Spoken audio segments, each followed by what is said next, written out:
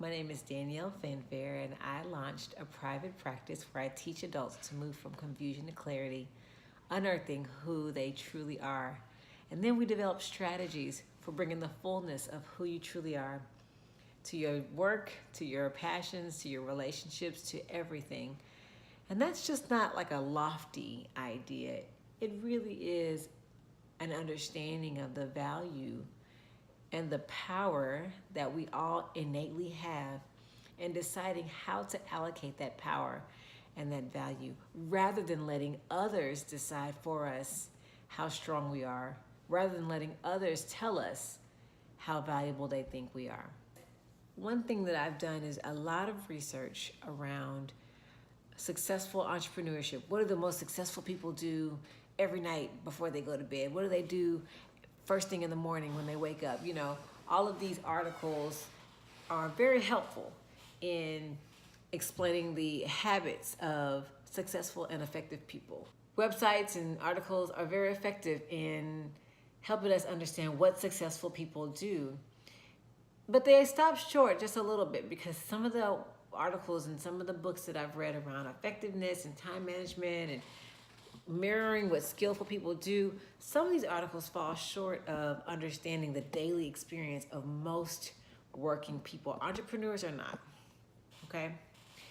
So I want to share a few things that I've learned with you by reading a couple of different studies and articles. Did you know that 79% of people who quit their jobs cite lack of appreciation as their reason for leaving?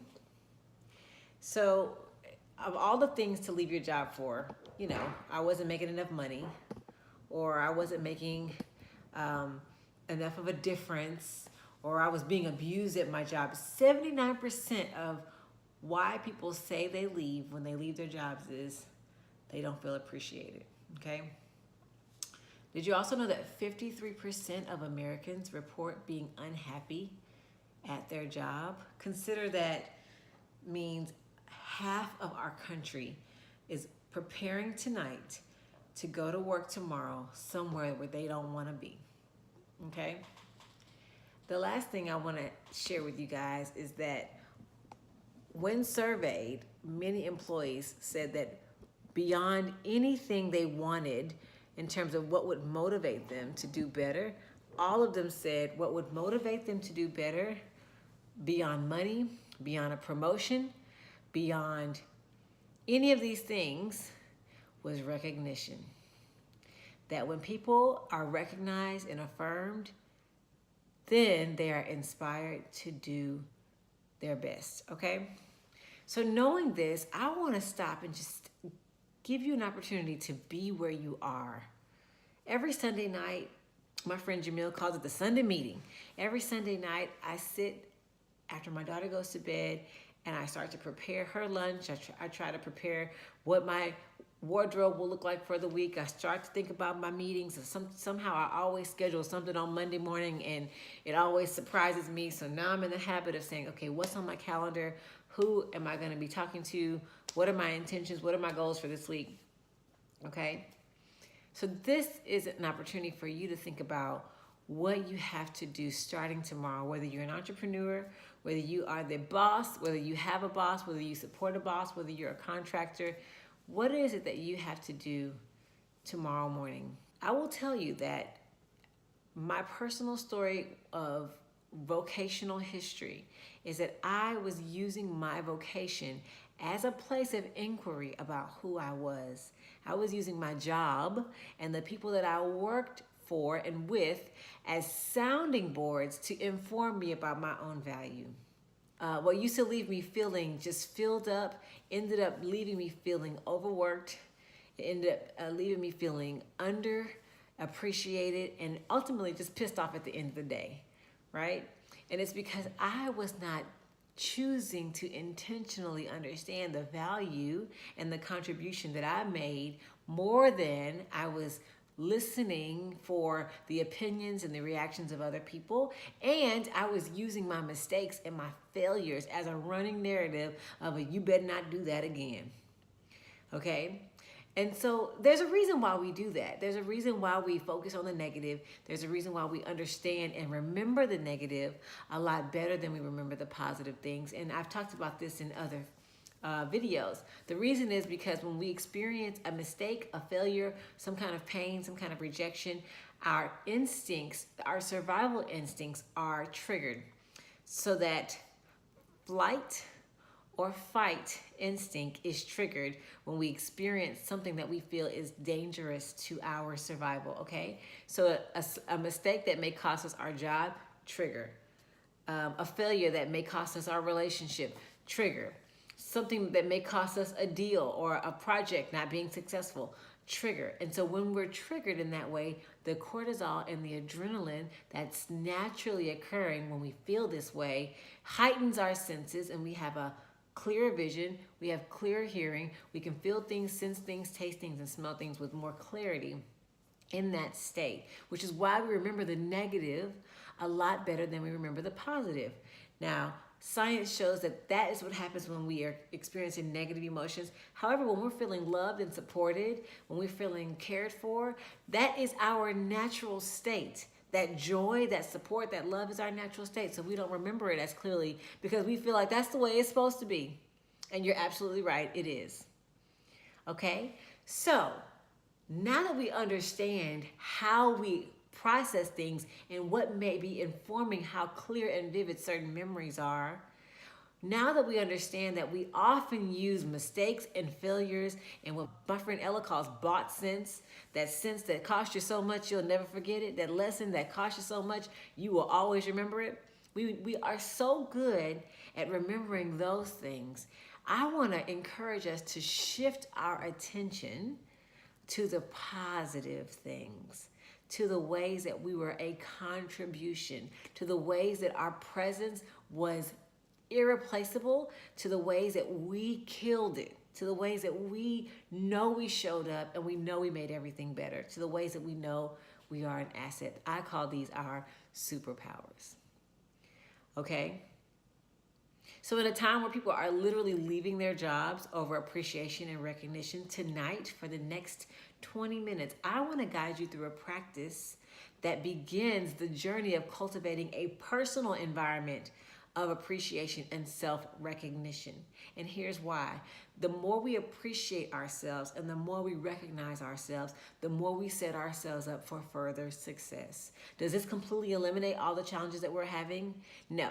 Does this completely eliminate all the hurt feelings that we've ever experienced? Absolutely not. However, when we decide to acknowledge and appreciate ourselves, we create an energy of appreciation, and we create an energy of value that other folks begin to respond to, and we shift how our relationships move. We shift the flow of communication and energy when we start by cultivating a personal environment of appreciation.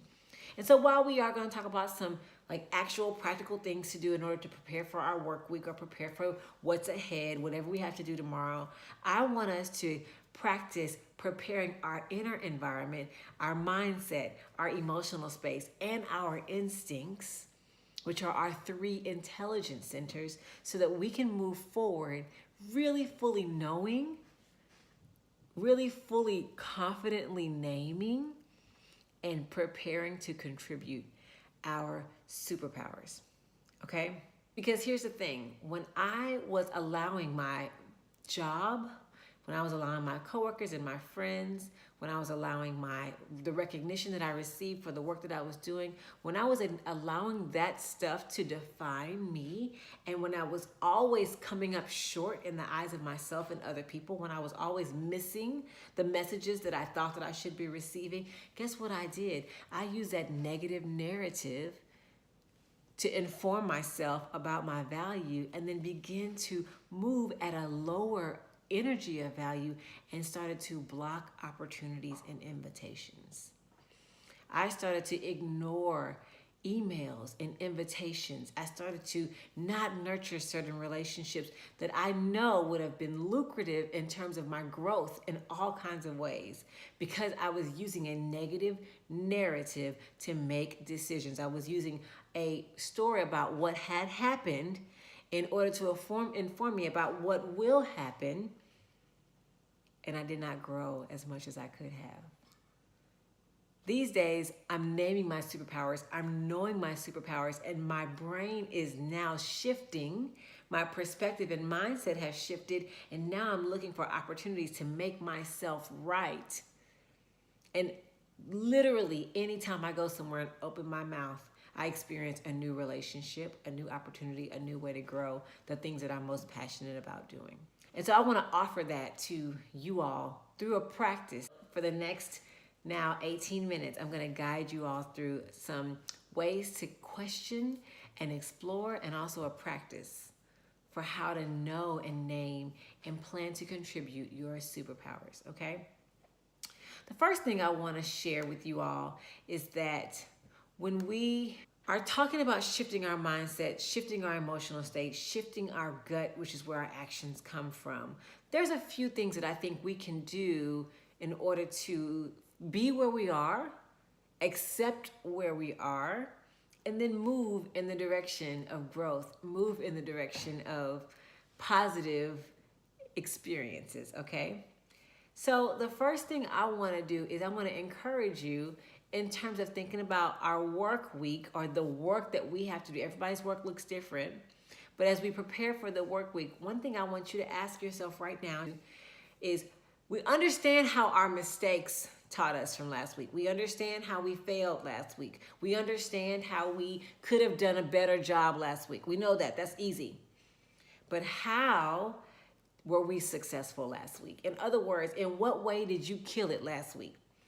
Everybody who's watching, everybody who's listening, you killed it at some point last week. You did a great job somewhere last week. Even if that great job was getting to work every day on time, or even if that great job was having follow-up, even if that great job was being in dress code every day, whatever it is, no matter how small, what way did you kill it? What way were you successful last week? We know how we need to be better.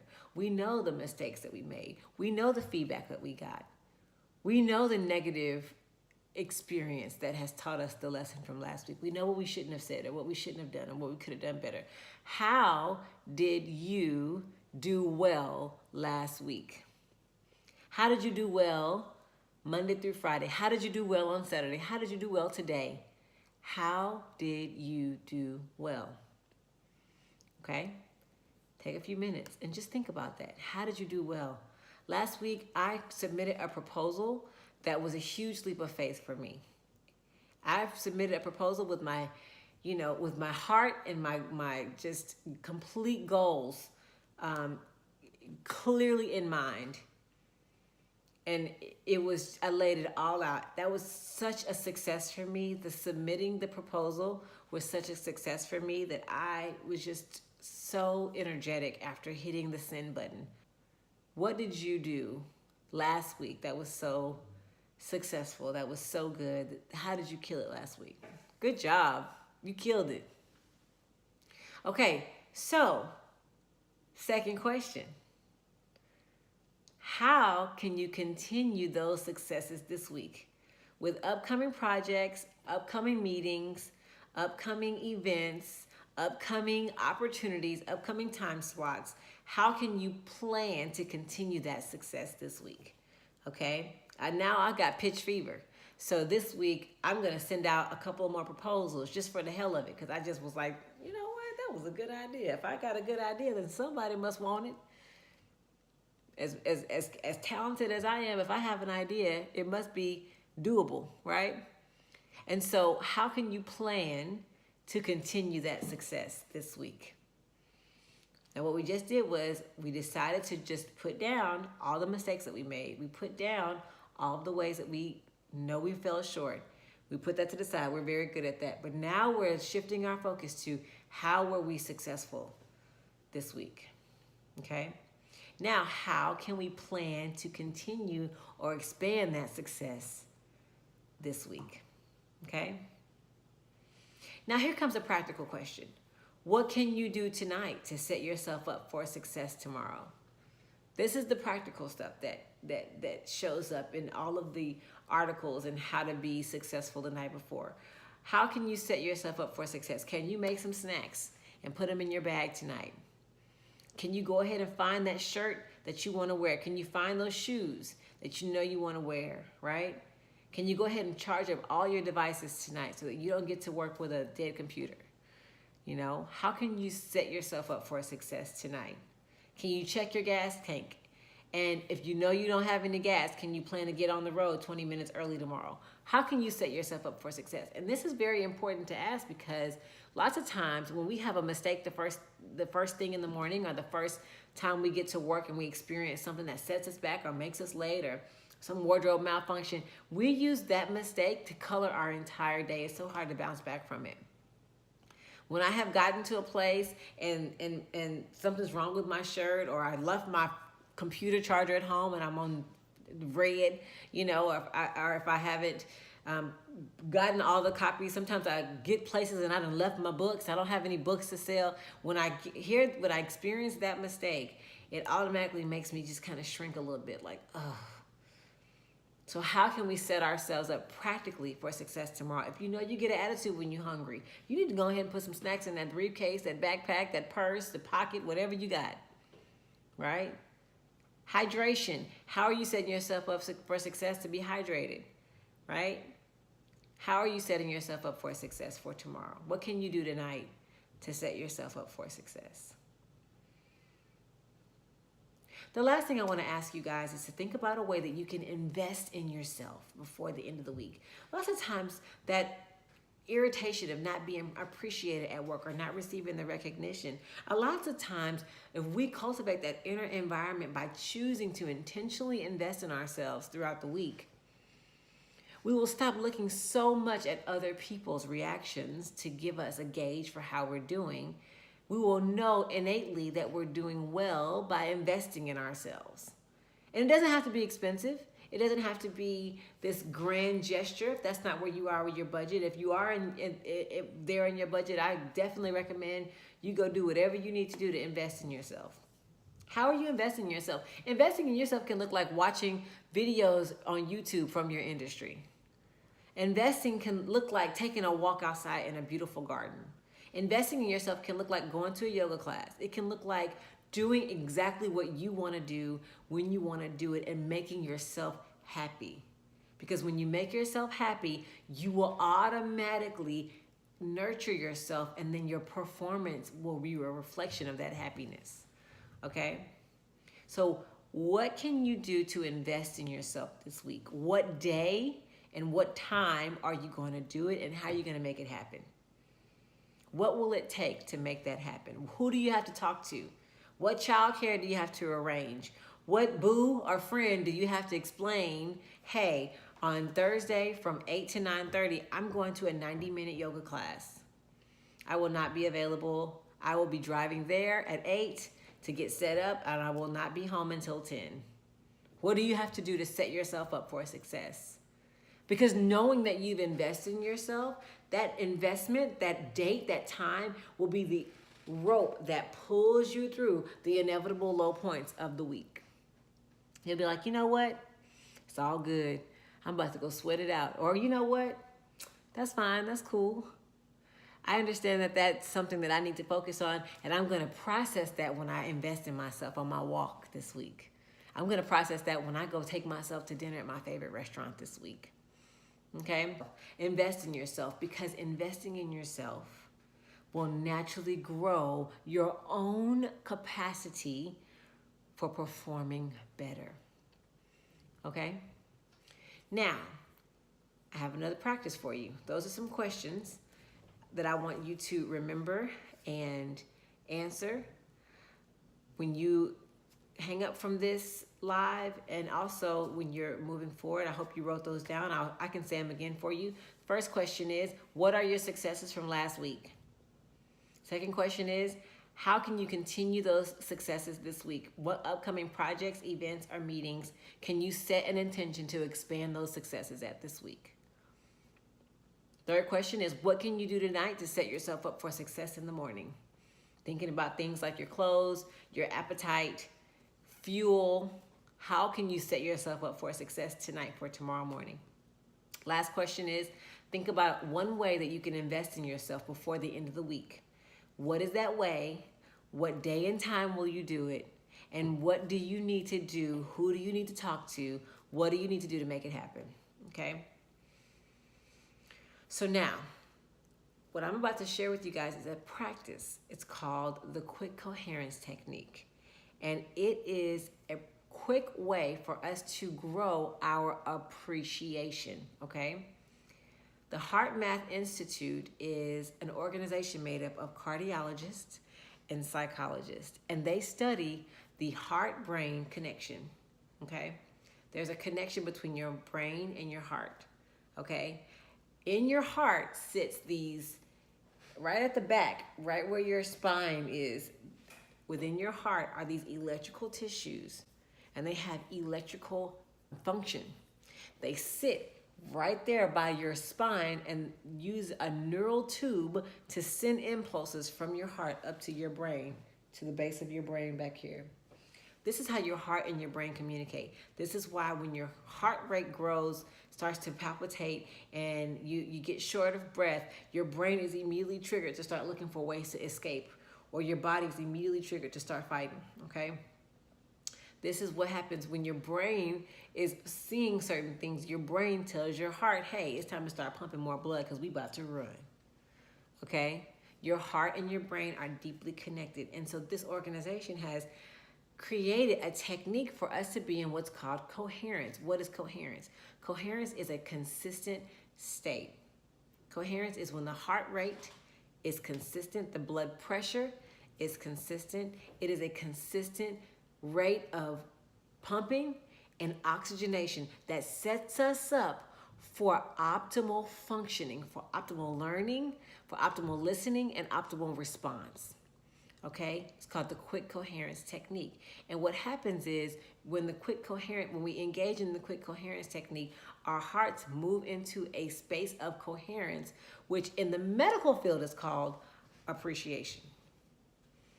Okay, and so you know how we say that cars appreciate when they grow in value, or homes appreciate and they grow in value? When we experience this technique, we appreciate our heart space and we literally grow the environment that is our bodies in value.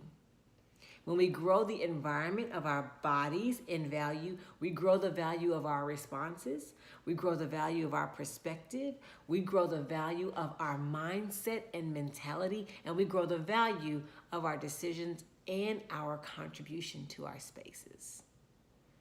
So are you ready to experience the quick coherence technique? The first thing I want you to do is bring your attention to your heart space. Okay? Come to a comfortable seat. Sit wherever you're sitting, even if you're in the car. Come to a comfortable space and bring your attention to your heart space. And if you can, put a hand over your heart. And if you can get you a little skin, get you a little skin. Put your hand over your heart space. Then I want you to start breathing deeply. Just breathe in deeply. Breathe in and out deeply. Breathe deeply. Now close your eyes and imagine you can see the wind moving in and out of your heart. With every breath you take, imagine that you can see the wind moving in and out of your heart.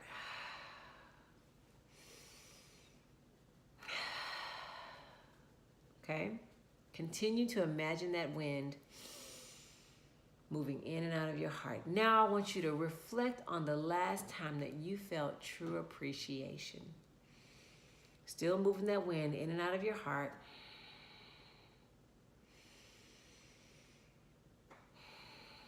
Reflect on the last time you felt true appreciation. If you can't remember a time you felt true appreciation, think back to a time that you felt truly grateful or valuable. Think about the last time you know you made a contribution. Go back to that time. Go back to that day. Go back to that moment. Go back to that room. Go back to how you felt. Take a few more deep breaths in that space.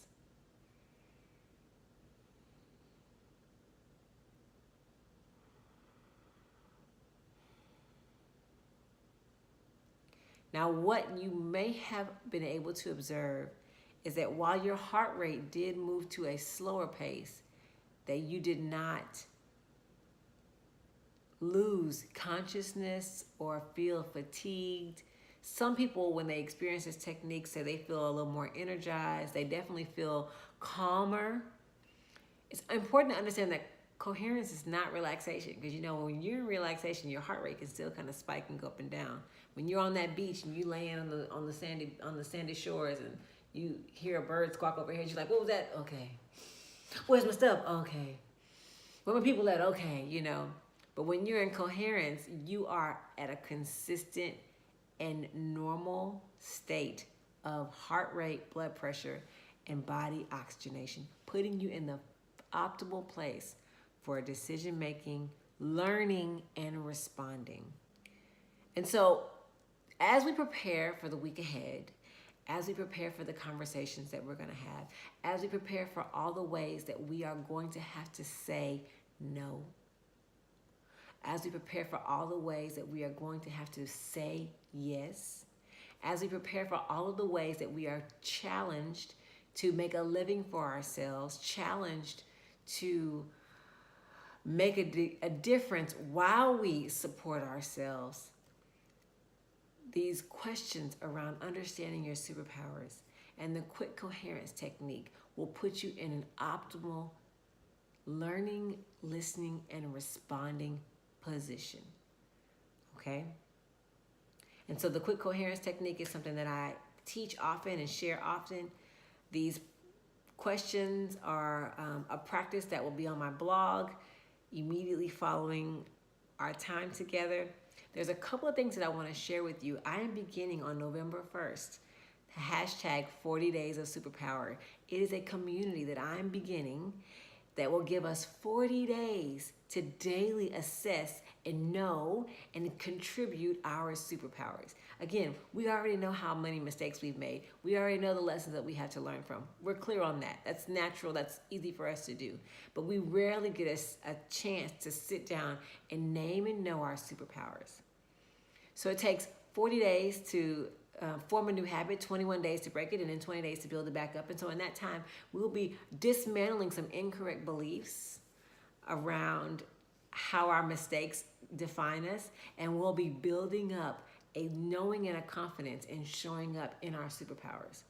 Like some doggone Marvel characters. I mean, we just gonna be out here just fighting crime and saving the world. That is the true intent and the hope for this journey. And so if you go to the link in my bio, there'll be a space where you can enter your email and join that community. The other thing is I've created a digital planner, a 5-minute space every day to respond to some questions and to think about what are my superpowers, what do I have to do today, and how will I be a contribution in my superpowers in those areas. So that also is a link in my bio. I would love for all of us to go on the journey of this superpower community together, using that planner and using what we know to be true about ourselves to grow and expand in the areas of our superpowers. I'm so sick of us having to rely on the negative messages of our failures in order to inform us, and very rarely catch these glimpses of how we're gifted and how we're talented. How much more would you show up if you woke up every morning and addressed and just celebrated your talents first? Okay? Now, I've been getting some inquiries around some webinars, and so I'll be sharing some webinar information via my social media channels as well. I'll be putting this video on my YouTube channel, so go to Danielle Fanfare on YouTube, subscribe to that channel, let your friends know. Guys, I love to teach this material to staff, teams, and to groups that are in life, doing life together, to individuals, to couples, to partners. And so I would love for your help in learning about who else needs this information. So that's it, man. My goal is to guide you, to teach you practices and insights and lessons to move you from confusion to clarity about how truly valuable you are. The last thing I will leave you with is an affirmation. Every time you experience a reminder of a negative narrative, I want you to say out loud, I am a superpower. I am a superpower. I am a superpower. Write it down, put it on your mirror, put it on your phone and screenshot it and save it as your wallpaper, whatever you have to do to remember that you are valuable. You are a contribution wherever you are. You make your environment so much richer and better because of your presence.